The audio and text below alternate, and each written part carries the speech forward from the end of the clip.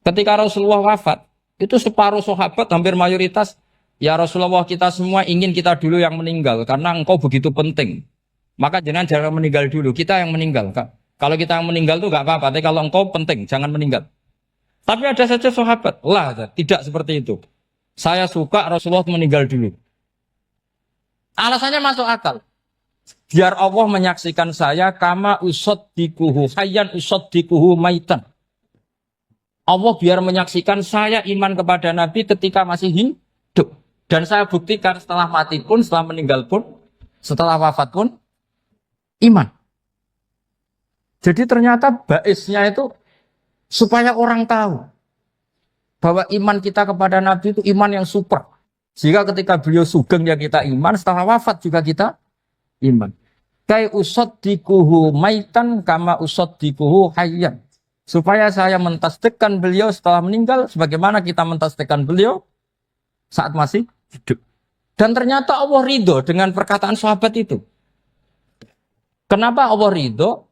Karena menjadi pelajaran bagi orang-orang yang ditakdir gak menangi Rasulullah SAW. Tetap mereka ini. Jangan kayak setan. Setan itu kurang ajar betul oleh iblis itu. Masyhur itu. Iblis itu nangis-nangis neng Nabi Musa. Iblis itu takutnya sama Allah itu luar biasa. Sampean kalah. Iblis itu setiap ketemu malaikat karena dia ngerti alam gaib, mesti apa itu? Kama sali syaitani id qala lil insani kfur falamma kafara qala inni bari'um minka inni akhafu wa rabbal alamin. Jadi setan iblis itu paling sering bilang inni akhafu wa rabbal alamin karena iblis itu tahu surga, tahu neraka, tahu kekuasaannya Allah. Jadi takutnya sama Allah luar biasa.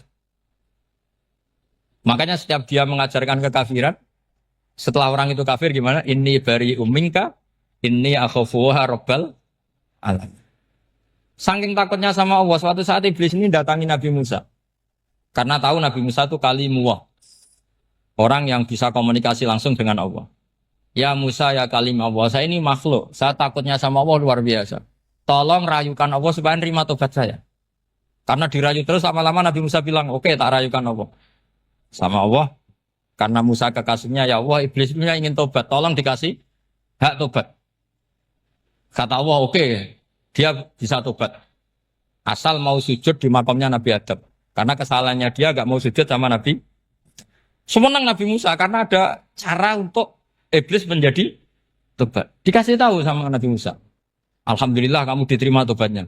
Syaratnya apa? Sujud ke kuburannya Nabi Adam. Wah iblis atau aslinya terus. Asjuduhu maitan wa qatla asjuduhu hayyan. Oh zaman urip aku ora gelem, mbok nek wis mati. Oh dasar setan itu. Zaman urip aku ora gelem wis mati mbok kon sujud. Kumat maksudnya terus ya sudah terus sampai sekarang akhirnya. Kalau sekarang sudah tidak mungkin lagi karena nggak ada Nabi Musa. Jadi ijtihadnya sahabat melihat wafatnya Rasulullah itu beda-beda dan ternyata semuanya diridhoni Allah. Karena ternyata yang suka Nabi wafat dulu adalah ingin supaya umat Islam tetap mencintai beliau. Iman sama beliau, tasdik sama beliau. Sebagaimana tasdik zaman sugeng. Makanya kita harus mencintai guru-guru kita. Uhibbuhu maitan kama uhibbuhu hayyan. Saya sampai sekarang itu ya merasa Mbah Mun itu tidak meninggal. Saya masih merasa kalau bapak saya tidak meninggal. Karena kita mencintai beliau-beliau ketika hidup dan ketika wafat itu sah. Karena beliau-beliau sama kita juga seperti itu. Rasulullah itu ketika mendekati wafat, ya bahasa halusnya intaqala ila rafiqil a'la. Itu Nabi kalau ngedikan tuh rileks sekali. Hayati khairun lakum wa wafati khairun lakum.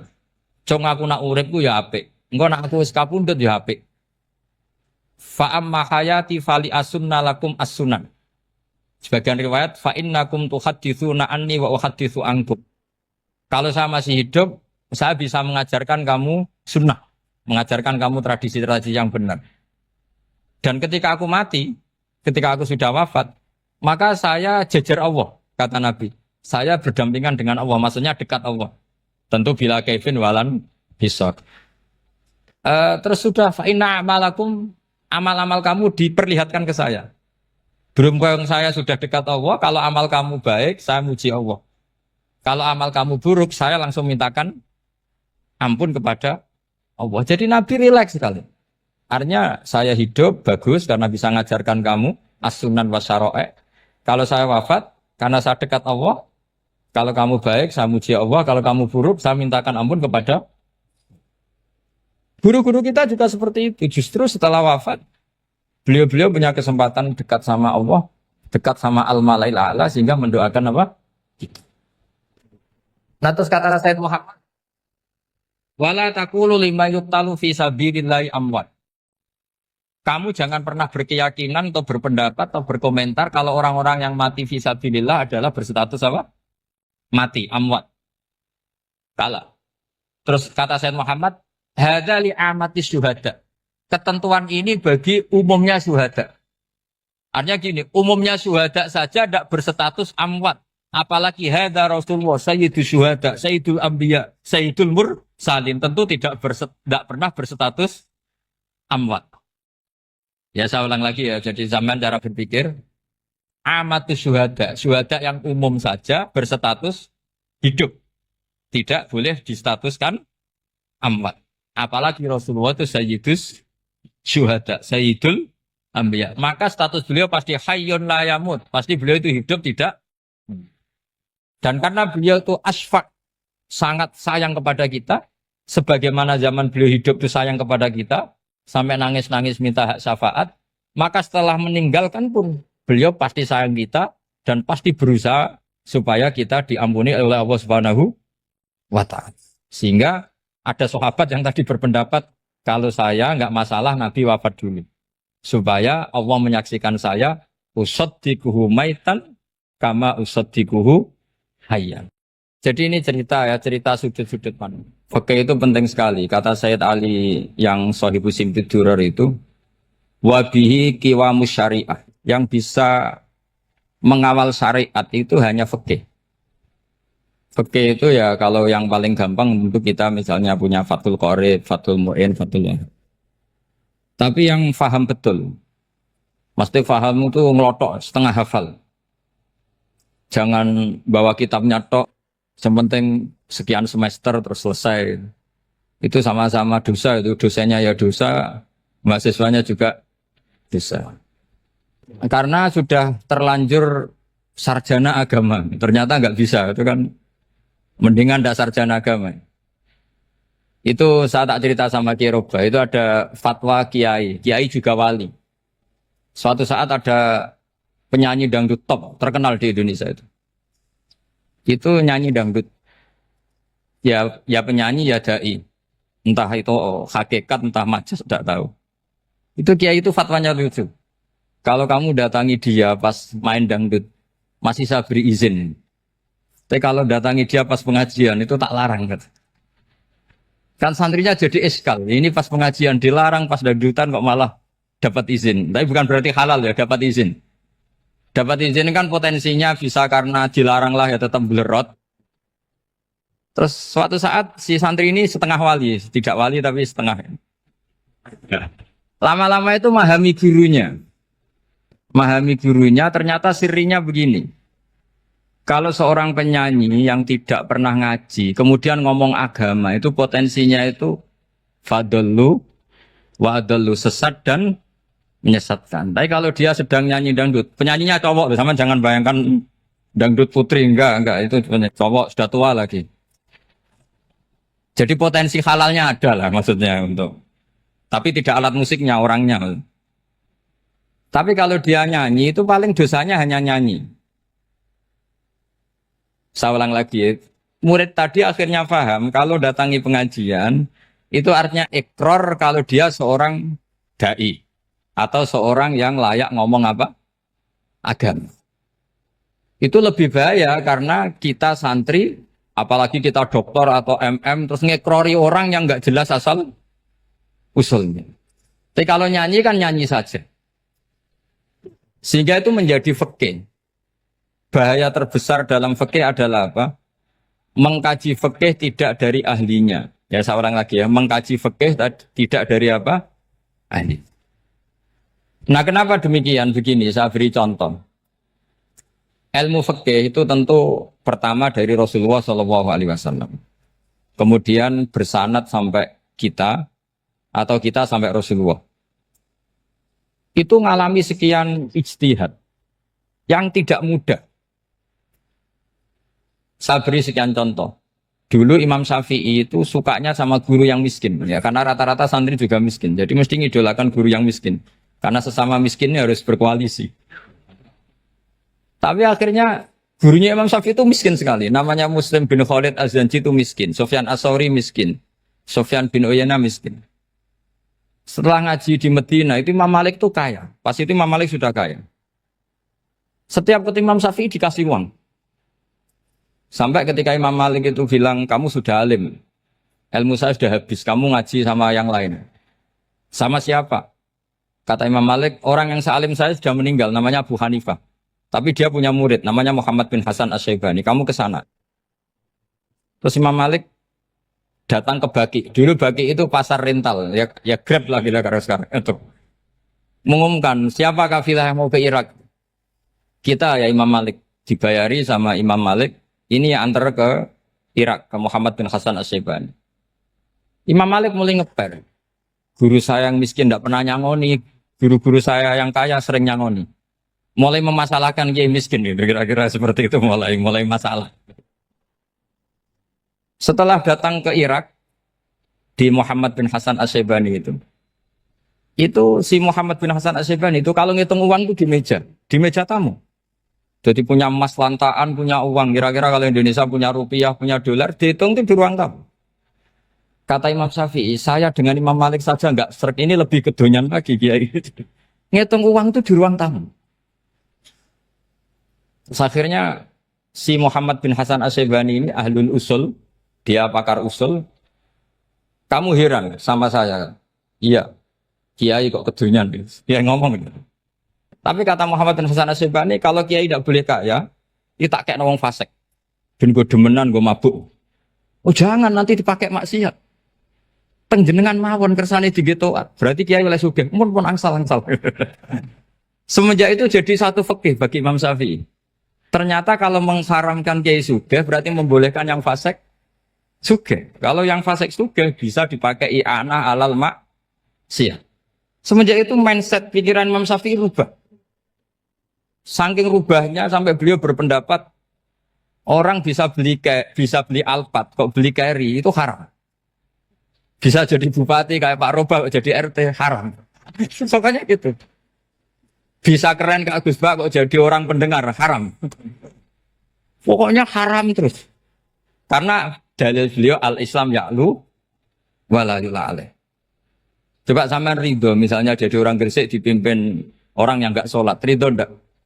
Enggak. Atau sholat tapi enggak bisa ngaji, ridho enggak?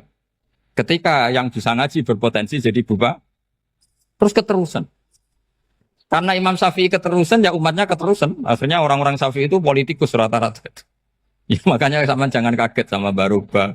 Kakak saya wakil bupati ini. Putranya Mbah Mun ada yang wakil apa? Gubernur. Dulu Gus Wahid ya menteri agama. Itu asal usul dari perubahan fikih, mindset, cara berpikir Imam Syafi'i. Jadi dulu itu fikih ditemukan itu jelimet, ada perdebatan. Itu tidak hanya pada level ulama, pada level Nabi pun ada perdebatan. Jadi jangan kira Nabi itu tidak debat, ya debat. Nabi itu asal seangkatan itu mesti debat, termasuk debat dengan malaikat. Jadi kalau perlu ya debat sama apa? Karena malaikat itu kan lugu itu gak iso mikir. Karena kalau malaikat iso mikir bisa jadi rektor. Nanti kasihan Pak Salam ini. Malaikat gak boleh jadi rektor.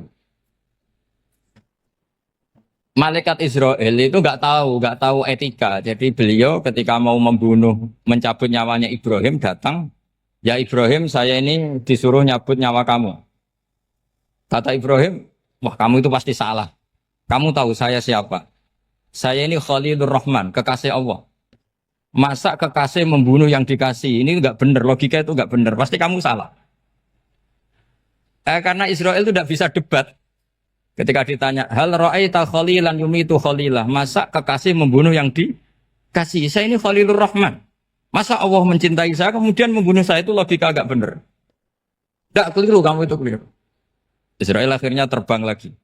Ya Allah katanya logika saya ini salah. Karena masa kekasih membunuh yang dikasih. Karena Israel nggak pernah sekolah, nggak pernah sekolah. Nggak bisa dia jawab. Akhirnya diajarin Allah.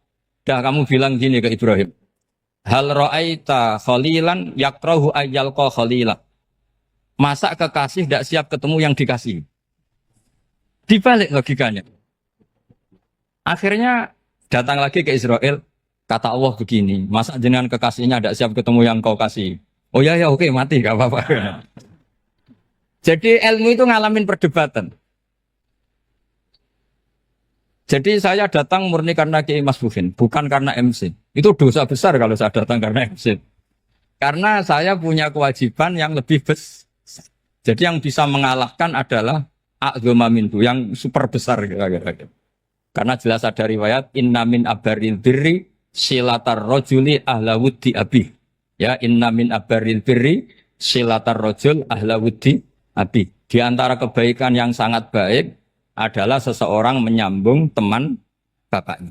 Padahal sampean kan nggak mungkin teman bapak saya. Teman saya aja nggak mungkin, nggak level apalagi bapak saya kan. Jadi malah mohal itu. Saya berkali-kali cerita di mana-mana cerita. Fikih itu harus dievaluasi. Karena ini masalah furu'iyah. Saya berkali-kali cerita di mana-mana cerita. Hukum berteman orang fasik gimana? Pasti orang jawab haram karena takut ketularan orang fasik. Tapi kalau dibalik, hukumnya bina orang fasik gimana? Ya baik, umatnya Nabi. Bisa bina kalau berteman. Kamu bisa bina orang fasik tanpa berteman? Gak bisa. Jadi kalau dibalik, hukum berteman orang fasik gimana? Haram. Hukumnya bina orang fasik? Baik. Bisa bina kalau berteman. Berarti berteman orang fasik?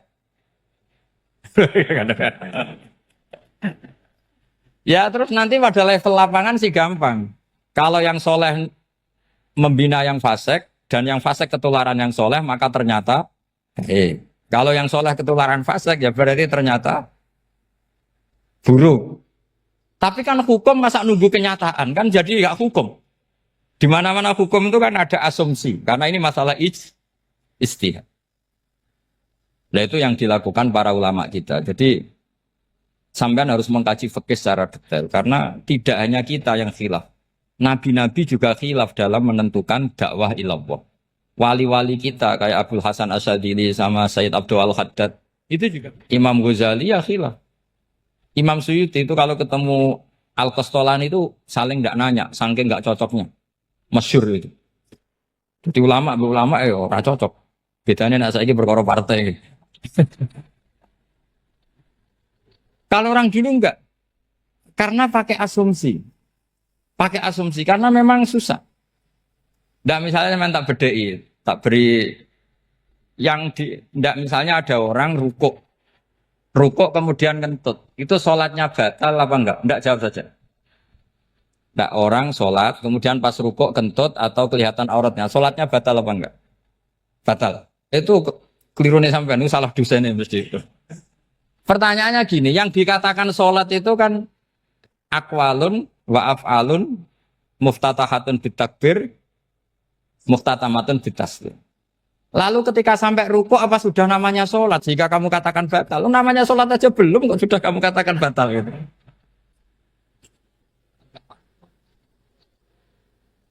Iya kan?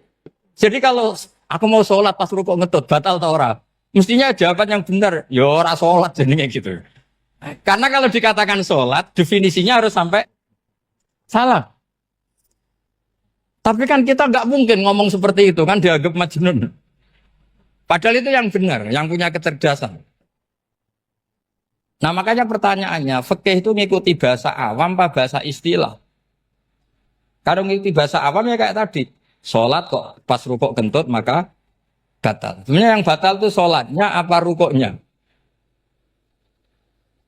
Nah makanya terjadi perdebatan. Kalau yang pakar-pakar usuli itu salah istilah itu nggak mau. Saya ulang lagi, kalau pakar-pakar usuli itu salah istilah itu nggak mau. Terus misalnya tak beri contoh lagi. Kalau imam itu sudah salam pertama, Salam pertama itu yang rukun kan salam pertama. Berarti setelah salam pertama imam sudah keluar dari sholat apa belum? Yakin? Ya sudah. Sekarang sama tak bedain. Lalu makmum itu kesunatan langsung berdiri apa nunggu imam salam kedua? Enggak, jawab satu. Nunggu salam kedua kan?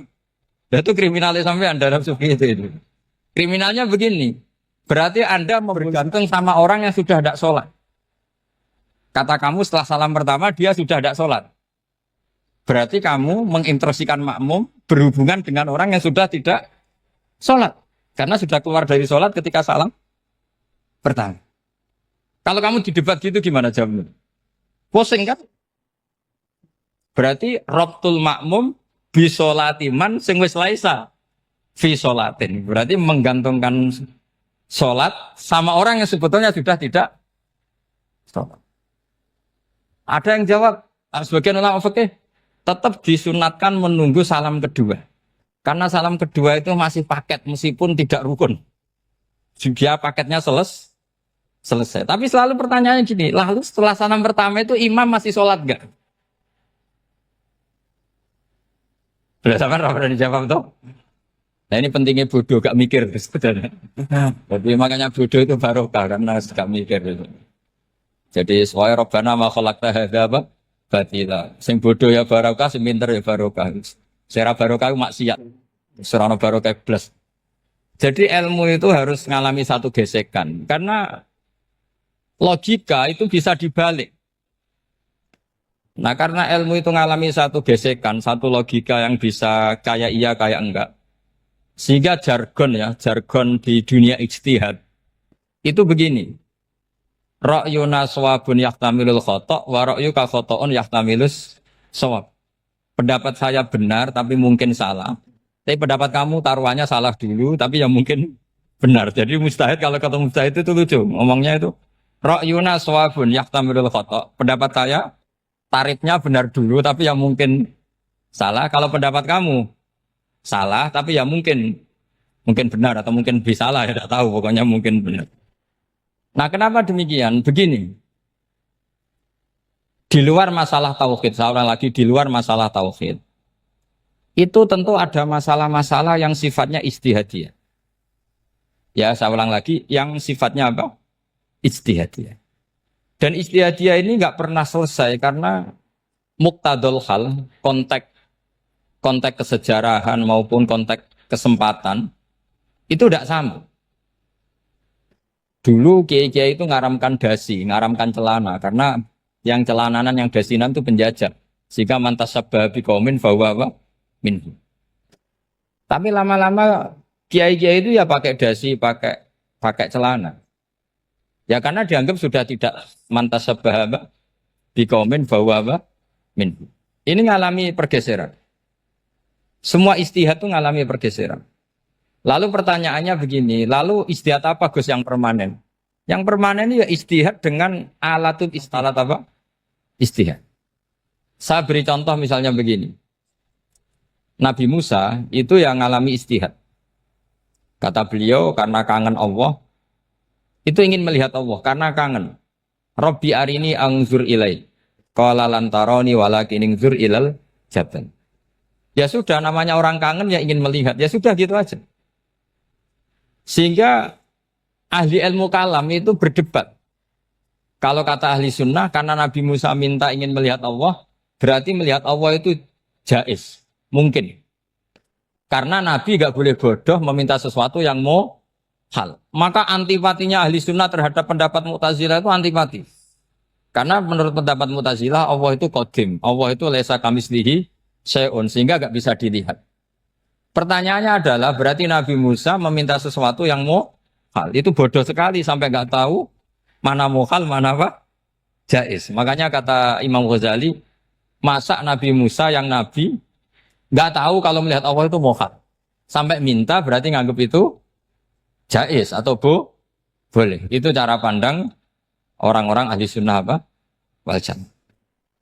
Tapi tetap saja sebagian ulama itu ya balelo. Yang kayak Mu'tazilah itu ya balik loh. Cara berpikir pokoknya itu karena kangen, bukan karena mungkin atau tidak mungkin.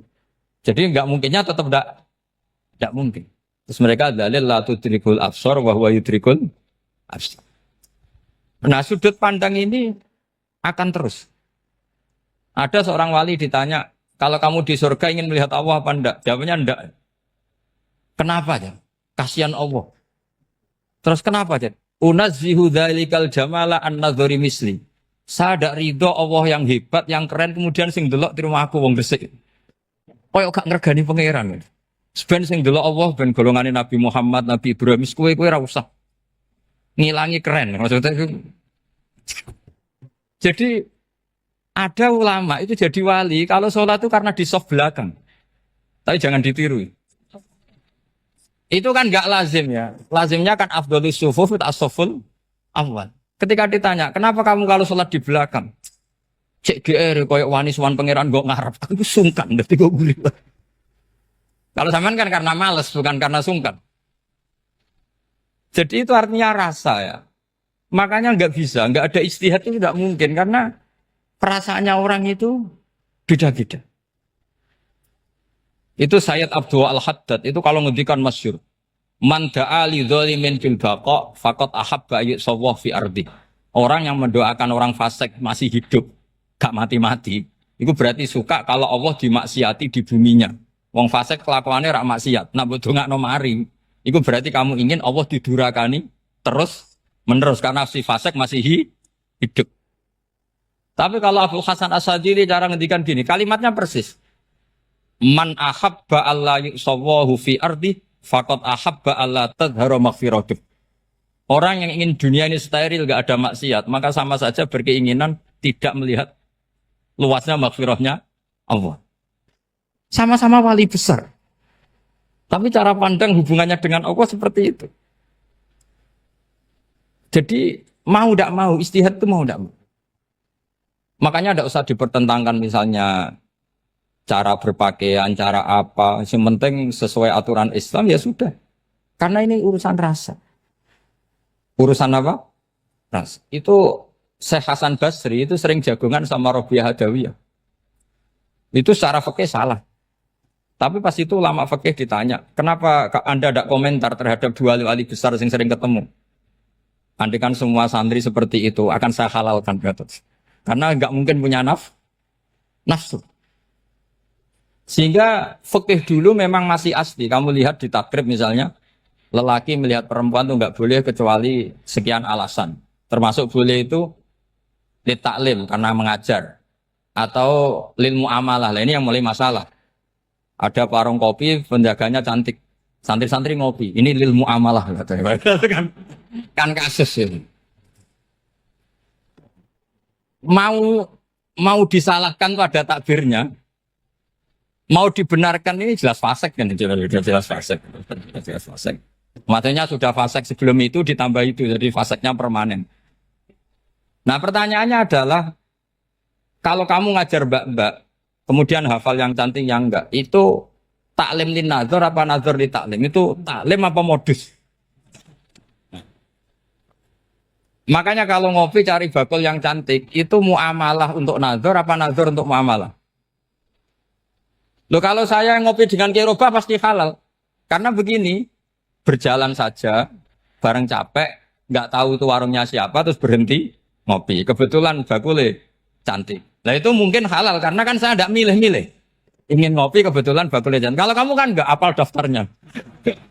Wah itu mesti haram itu. Mesti haram itu. Karena berarti kan kamu menjadikan ngopi ini modus.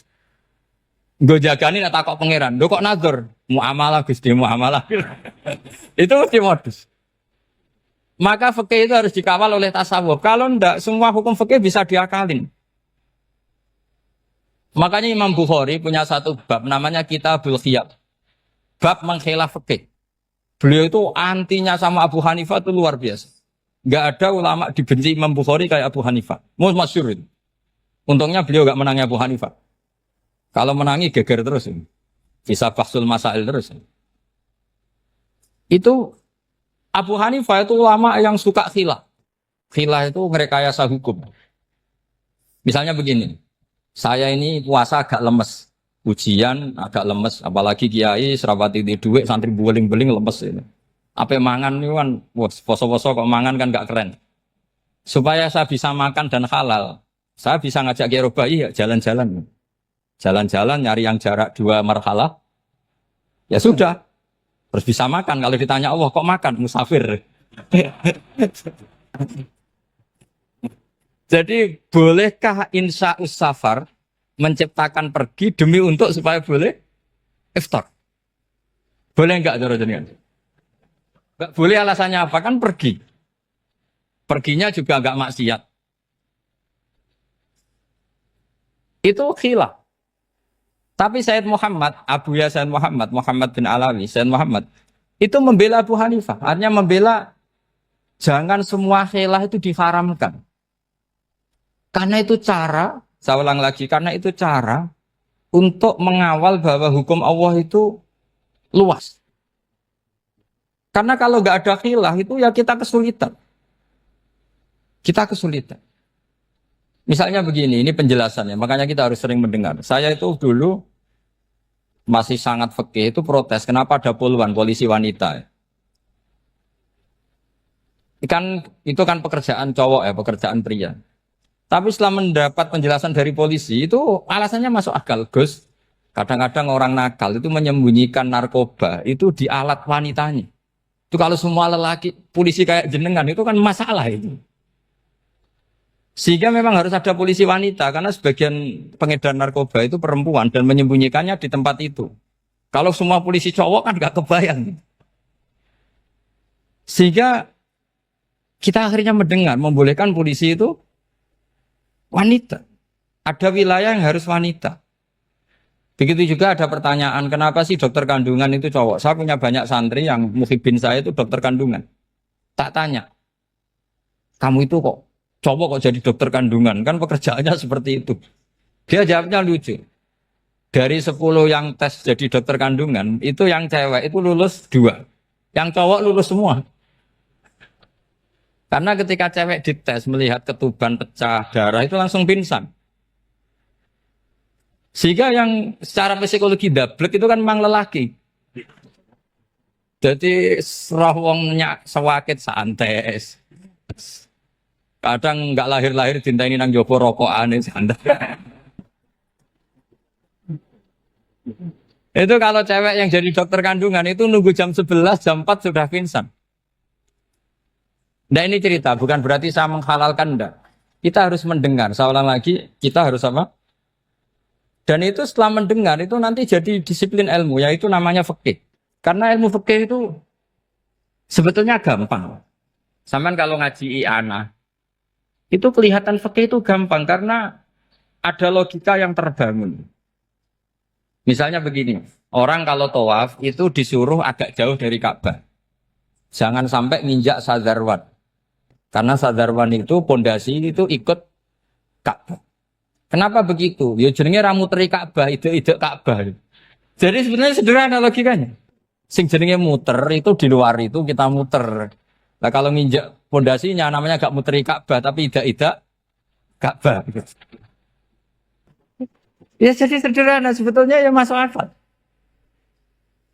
Jadi fikih itu enggak ada yang iskal, sebetulnya masuk akal. Tapi karena kita nekuni itu tidak serius, maka terus jadi paradok. Saya beri contoh lagi, ini sebagai penghormatan saya sama Kiai Mas Bukin, karena ini sudah namanya fakih. Kalau ada ayam jago ditabrak truk, terus kejet-kejet, adekan dibiarkan pun mesti mati. Karena gerakannya sudah harokatul masbuh. Terus kamu sembelih, itu halal apa enggak?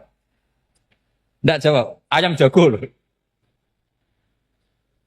Kalau kamu katakan halal, dia sudah tidak punya hayatun mustaqirroh, kehidupan yang permanen. Andai kan kamu biarkan pun 1 menit lagi meninggal. Kejet-kejet kan prosedur saja. Maksudnya pantasnya mati ya kejet-kejet sih, tapi sebetulnya sudah pasti mati. Maka ini ada 2 ulama. Kalau kata Imam Malik tetap namanya halal. Karena ruhnya masih di situ, sehingga ketika kita nyembelih, ya nyembelih hewan yang hidup. Yang namanya nyembelih itu pokoknya mematikan yang punya roh. Sementara saat itu rohnya masih di situ. Meskipun 1 menit lagi pasti. Tapi kalau mazhab Syafi'i enggak, ini sudah harokatul masbuh. tidak punya hayatun mustaqir. Sehingga dalam perdebatan ulama fikih itu lucu, kadang ya gampang mangkel nol. Misalnya begini, kalau ada anak lahir tidak ada amaratul hayat, nggak nangis, nggak bernafas, sunat disolati apa enggak? Siktun sing layas tahilu walayas langsung lahir langsung mati, nggak ada amaratul hayat. Ora tahu mikir tuh. Itu tidak wajib disolati. Alasannya, ya kan memang sholat alal mayit kan tidak pernah hidup. Di mana-mana mayit itu setelah hidup mati. Ini kan tidak pernah hidup. Namanya ya atau lahmin, ya potongan daging itu aja enggak. Jadi kadang fikih diwaca tenan jebule mangkel no. Terus ketika di kitab Minhajul Thalibin itu, kalau kamu keluar mani itu wajib mandi enggak? Wajib kan? Kalau keluar mani inzal itu kan wajib mandi. Nah kenapa nifas atau wiladah keluar bayi? Kenapa ibu-ibu kalau keluar bayi wajib mandi? Alasannya lucu. Li'annal walad maniyun pun akidun. Ini kan wis mani cuma mengkristal. Jadi kadang fikih itu mangkel. Apa ya? Sembrono gitu. Masuk wajib mandi wiladah itu karena apa? Li'annal walad maniyun mun akidun. Niku mani sing wis mengkristal. Mani sing wis jelalatan lah lahir nangis macam-macam. Jadi ternyata karena kenapa fikih butuh alasan nyari hadis tentang keluar anak mandi itu enggak ada yang sorry. Yang ada adalah tentang inzal. Innamal ma' minal. Akhirnya dicari-cari ternyata walad itu maniyun menakid. Lah ini problem fikih. Sampean harus siap dengan pelajaran seperti ini meskipun sampean mungkin wong priayi tapi ini ilmu. Ya, saya ulang lagi ini ilmu. Sehingga ulama itu mau tidak mau harus mau mendengar. Karena logika yang terbangun itu nunggu kalau mendengar kayak tadi. Nabi malaikat Israel baru sadar, masa kekasih bunuh yang dikasih. Masuk akal juga Israel. Kalau sama sampean sih nggak nerima tetap selonang-selonang ini masalah Ibrahim, Khalilur Rahman. Sehingga kita di alasan fikih itu harus kita dengar. Saya dulu itu, saya sampai sekarang itu sama kalau bayi lahir masih sudah berbentuk bayi. Saya sendiri berpendapat sebaiknya disolatin kalau sudah berbentuk bayi meskipun tidak nangis, tidak ada amaratul hayat. Kan yang digugurkan itu wajibnya, bukan masalah boleh dan tidak. Itu banyaklah perdebatan ulama di bab itu. Saya beri contoh lagi perdebatan ulama. Ini contoh-contoh fikih karena ini khusus penghormatan status fakih tadi. Itu kalau ada orang mati jenazah itu. Jenazah itu kalau sholat, itu kan umumnya jenazah di depan, kita nyolati di belakang. Itu yang mengatakan begitu ya tidak punya alasan. Ya taunya mulai dulu begitu, di mana-mana nyolati jenazah, jenazahnya di depan. Tapi di kitab Makhali jelas diterangkan, kata kaul sani tidak wajib. Alasannya ya lucu, fa'indal janazah laisat bi imamin. Jenazah itu tidak imam, kenapa harus di depan? Kan kacau kan? Lu coba alasannya di depan apa? Dia ada imam kok. Nah barokahnya fikih itu sehingga kita melihat di Arab Saudi sekarang itu jenazah kan di belakang, tapi kita tetap nyolati apa? Mayit. Kalau di Arab Saudi musim haji itu jenazahnya di kamar mayit, tapi kita nyolati. Itu satu-satunya takbir ya tadi fa'innal janazah laisat bimanzilatil imam. Tapi jangan praktekkan nanti ada kepaliran sesat. Saya hanya cerita ilmu, jangan dipraktekkan. Kalau dipraktekkan masih jadi aliran sesat. Mono jenazah ning mburi mame kok ngarep aliran sesat. Sebetulnya bukan sesat tuh. Uji coba fikih. Ya karena tadi fa innal janazah laisat bimanzilatil. Bukti lagi kalau sampean salat ghaib. Salat ghaib itu misalnya mayitnya di Surabaya, boleh enggak salat ghaib di sini? Terus jenazahnya di belakang kamu apa depan kamu? Nah ini kan fikih itu pokoknya gitu. Makanya standar furu'iyah itu susah. Karena perdebatannya itu mirip-mirip. Kayak iya, kayak tidak, kayak. Makanya dulu zaman sahabat, Ada sahabat itu mencintai Rasulullah. Senengannya sowan. Bukti cinta sowan. Banyak juga yang sahabat bukti cinta Nabi itu tidak pernah sowan. Alasannya ganggu. Kenapa kamu jarang sowan Nabi? Saya sering jamaah sama Nabi, saya tidak pernah sowan. Kenapa? Ganggu. Biar Nabi kalau di rumah sama anak istrinya, saya tidak mau ganggu. Makanya saya termasuk kiai yang gak pati seneng disowani. Karena ya itu tadi. Kalau ngulang seneng saya, kalau disowani biasa saya. Kalau kiai roba itu nilai, nak pernah sepuh jadi rasuan nilai. Jadi beda, saya sering ditilii kiai sepuh. Tapi bahasanya tentu tidak sowan, tapi nopo nilai. Kalau sowan itu maka kan nafkah itu seperti itu. Jadi ada disiplin, di situ ada disiplin ilmu. Yang kadang kita tidak cocok.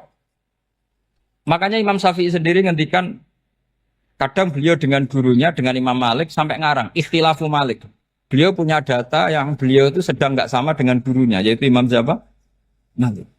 Karena mindsetnya itu beda. Tidak sampai misalnya saya tanya, sholat itu harus menghadap kemana? Tidak, jawab saja.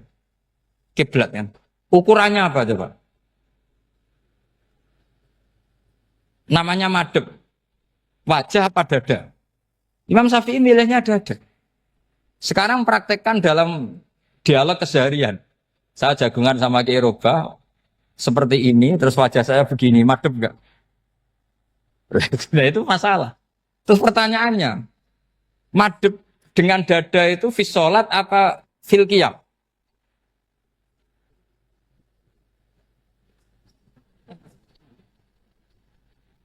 Loh enggak, kalau fis sholat pas sujud dada kamu madhep mana coba? Kamu enggak pernah mikir kan? Ya madhep pakai dada itu kan kalau berdiri, kalau rukuk sama sujud.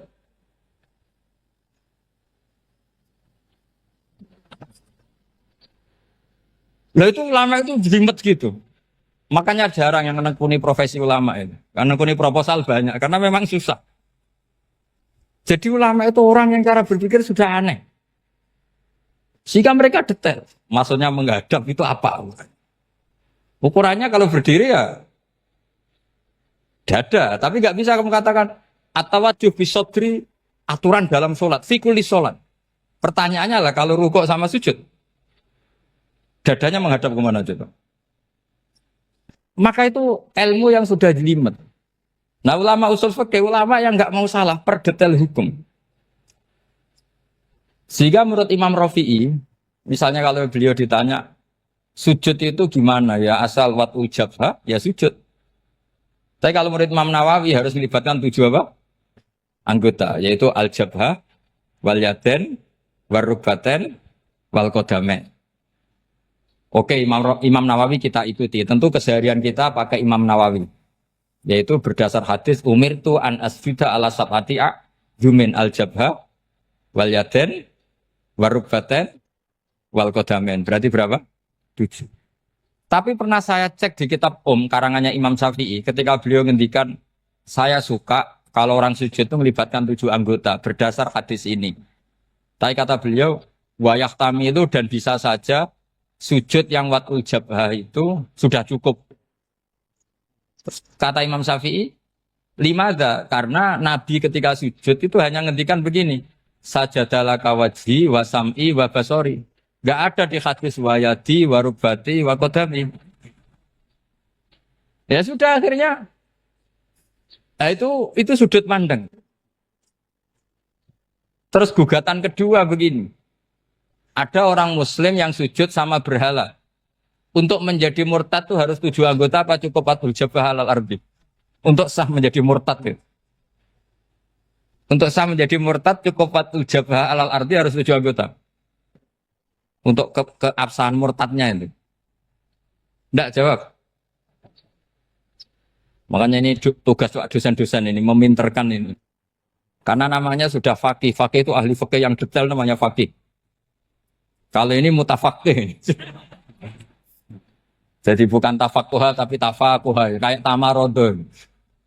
Gitu. Jadi wazannya nanti itu wal idhari ma laysa fil waqi'. Jadi ini bukan gojlok, ini memang marah saya. Jadi kalau sudah pakai gelar fakih, harus fakih betul. Nah, mohon kalau mengkaji fikih itu harus detail. Minimal takrib itu setengah hafal. supaya konstruksi ilmu itu utuh. Saya sama lagi konstruksi ilmu itu. Karena ilmu itu mesti ada yang apa ya?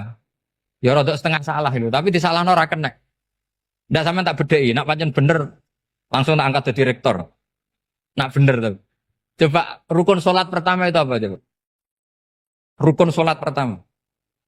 Niat. Niat sama berdiri dulu mana? Ayo niat dulu baru berdiri, apa berdiri dulu baru niat? Berarti niat sama berdiri dulu mana? Rubah kan?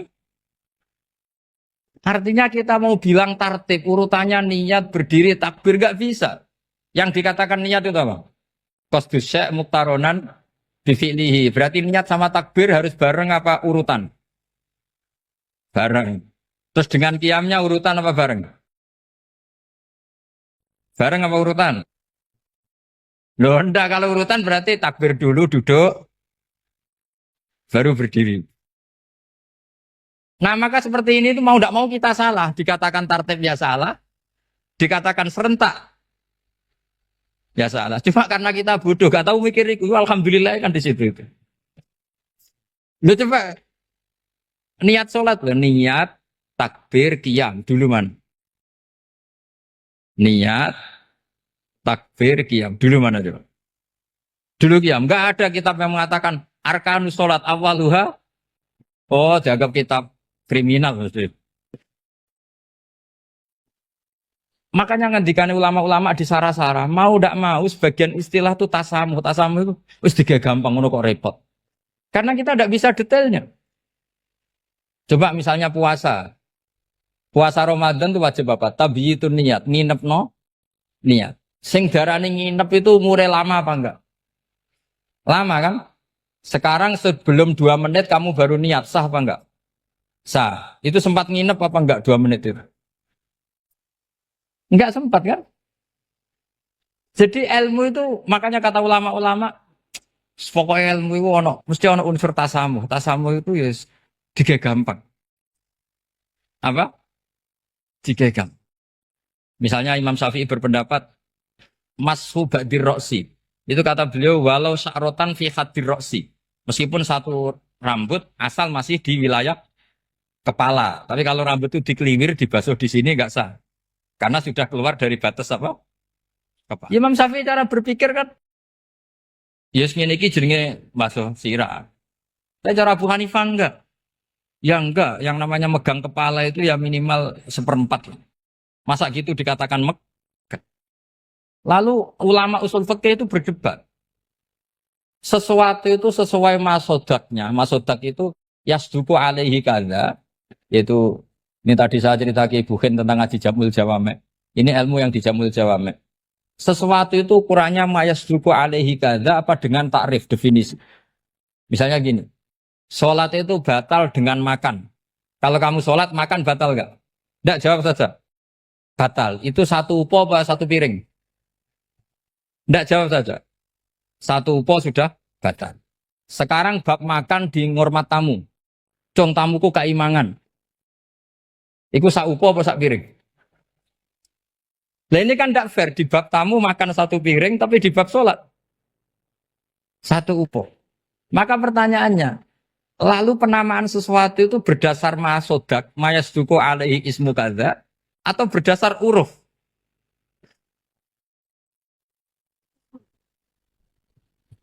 Ukurannya apa coba?